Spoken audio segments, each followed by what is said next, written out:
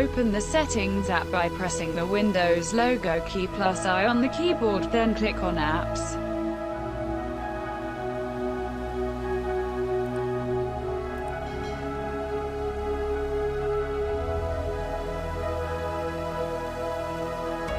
Under the Apps and Features page, click on the Optional Features link in the right-hand pane.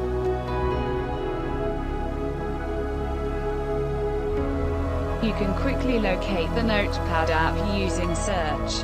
When it's found, select it and click on the Uninstall button. Notepad will be removed from Windows 10 after a while.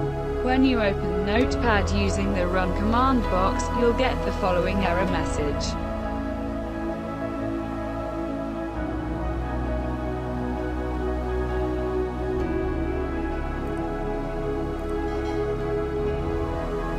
Open the Settings app and navigate to Apps and Features.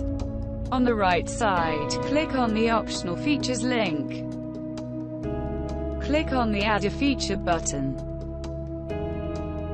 Enter Notepad in the search box. Check the Notepad option from the search result and click on Install. After the installation is complete, you can access and use Notepad again.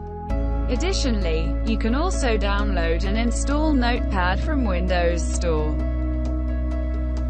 Thank you for watching my video. Please like and subscribe.